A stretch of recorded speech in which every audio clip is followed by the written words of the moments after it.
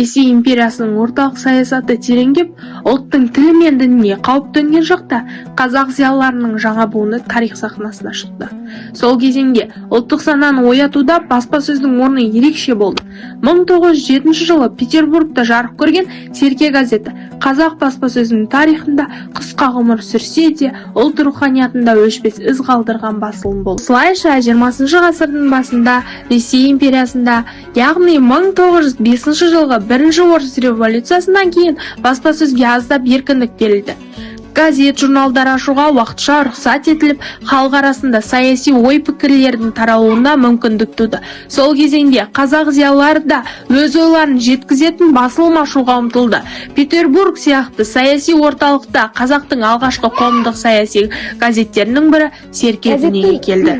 Газеттің басты мақсаты қазақ халқын ояту, білімге шақыру, отарлық саясаттың зардаптарын ашық көрсету болды. «Серке» газетінде жарияланған мақалаларда қазақ елін өнер-білімге ұмтылу, құқықтарын қорғау үндейтін идеялар басым болды. Ең маңызды мақалалардың бірі Міржақып Дулатұлының «Біздің мақсатымыз» атты мақаласы. Бұл мақалада Міржақып халықты ұйқысынан оянып, ұлттық азаттық жолына бірігуге шақырды. Қазақ халқының бұрынғы күйі белгілі. Патша үкіметі тарапынан қазақ жері тартып алынып, халықтың тұрмысы нашарлады. Біздің мақсатымыз халыққа бұл жағдайды түсіндіріп, олардың көзін ашу, елді ұйымшылдыққа, оқу білімге шақыру. «Серке» газетінің ашылуы. «Серке» газетінің алғашқы саны 1907 жылдың 28 ақпанында Петербург қаласында жарық көрді. Газет татар тіліндегі «Уфат» газетінің қосымшасы ретінде шықты. Редакторы белгілі татар баспагері Фатих Каримов. Ал газетке қазақ зиялылары, әсіресе жас ақын жазушылар мен саяси көзқарасы қалыптасқан тұлғалар атсалысты. Газеттің атауы «Серке». Бұл атау терең мағынаны білдіреді. Серке қойды бастайтын, жолды көрсететін мал. Газетте сол секілді қазақ халқының ұлттық сана сезімін оятып, алға жетелеуді мақсат етті. Газетте тек саяси емес, мәдени және ағартушылық мақалалар жарияланды. Мақалаларда қазақ халқының сауатсыздық мәселесі, жердің таралуы, патша әкімшілігінің озбырлығы қатты сынға алынды. Бірінші санда Міржақып Дулатұлының аты жөнсіз жарияланған мақаласы бар. Ол мақалада қазақ халқы ұйқыда жатыр, ояту біздің борышымыз деген ұранды сөздер жазылған. «Серке» газеті Дала уәлаятының газетіне, Түркістан уәлаятының газетіне қарағанда қазақтың ішінде қазақ елінің сыртқы және ішкі мәселелерін нақты айқындай білді, жаза білді. Саясат туралы жаңа демократиялық саясатты жаңа демократиялық деңгейге шығарған болатын.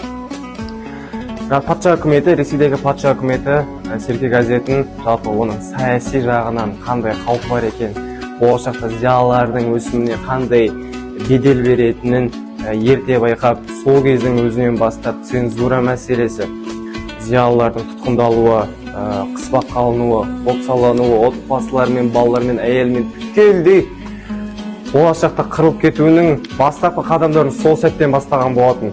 Жалпы «Серке» газетінің беріп отқан осындай әсері қазақ халқы үшін өте маңызды болып табылады. Жалпы «Серке» газетінің берген үлкен бір саяси, қазақ халқының ішінде болып жатқан саяси мәселелерді шешу жолындағы өзінің белгілі бір жолдары. Болашақта басқа да қазақ секілді, қазақ газеті секілді, басқа да өте үлкен ауқымда жалпы қазақтың ұлт бостандығы үшін, қазақтың өзінің белгілі бір мемлекет болу үшін қалыптасуында, ұлт зиялыларының тәрбиеленуінде, қазақ жастарының мысалға шетелде оқып, басқа жерде орыстан болсын, қай ұлт елінен болсын білім алуын жалпы асқақтатып, соған өзінің үлкен бір септігін тигізген болатын. Жалпы бұл факторлар болашақта біздің Қазақстан деген тәуелсіздігіміздің алуымызға да үлкен септігін тигізетін болады. Жалпы сол кездің өзінен бастап айтатын болсақ, алаш зиялыларының бастамасы болған «Серке» газеті болашақта алаш зиялыларының белгілі бір тұрғыда алаш орда үкіметін құруда, алаш партиясын құруда, жалпы Қазақстан жерінде үлкен саяси партиялардың құрылуы сол «Серке» газетінің бастауы деп айтсақ еш қателеспейміз. Себебі «Серке» газеті саяси тұрғыда, демократия тұрғыда қазақтың қандай болу керектен бастамасын Міржақып Дулатұлы атамызды біздің мақсатымыз атты мақаласында оны жазып кетеді екен. Болашақта мен жастарға сенемін, оян қазақ деген секілді Жүсіпбек Аймауытов атамыздың өлеңдері болсын, Мағжан Жұмабаев атамыздың өлеңдері болсын, үлкен рухтандыратын өлеңдерге алып соққан болатын. сол өлеңдердің маңызы қандай? Жалпы ұлттың оянуында қазақтың белгілі бір тұрғыда саяси, шығармашылық, рухани тұрғыда сауатты болуында, ол бизнес болсын, сауда болсын, жасалып жатқан, оқып жатқан кітап, публицистика, шығармашылық, қазақтың саяси жағынан өзінің заңын, құқығын білуі, оның құқығын білуінің маңызы қандай болды? Жалпы шығармашылығын білуі маңызы қандай болды? Соның бәрін бастауын жалпы саясат беріп отыр. Сол саясат, Серке газетіндегі басталған саясат, басқа да газеттерге осы тұстарды дамытуда үлкен серпін берген болатын. Сол тұстарын дамыту арқылы жалпы бүгінде қазақ елі азат десек болады, қазақ елі тәуелсіз, тұрған жеріміз берекелі, еліміз аман, жұртымыз тыныш деген секілді. Бұл жалпы сол кездегі мысалы орыс саясатының өзі бұрыннан 19 ғасырдың соңынан бастап Дала уәлайеті газетінде, Түркістан уәлайеті газетінде жазылған информациялардан бастап қазіргі күнге дейін үлкен септігін тигізді.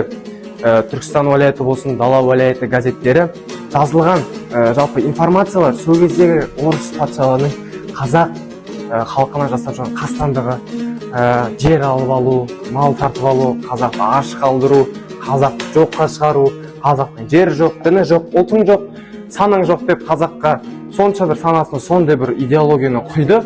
Содан соң ол идеология қалған 20, 30, 40, 50, 60 жылдар бойы қазақтың санасын әрең тастай алмай жүргені рас. Сондықтан да алаш зиялыларының жүргізген бұл саясаты жалпы Серке газетінен бастап бүкіл қазақтың жашарған газеттерінің барлығы бұл да бір саясат деп түсінуіміз керек. Себебі сол кезде жазылған нәрселердің бәрі қазіргі күнге дейінгі өзінің ахуалы бар. Қазіргі күнде сол саясаттың бір шындығы бар деген секілді. 1986-1989 жылдар КПСС-те Мұса Шахановтың сөйлеуде мысалға басқа да ұлт болып тәуелсіздік алу жолындағы атқарылып барлық істердің жалпы бастауы болған сол газеттер, сол жақта берілген жалпы нұсқаулар.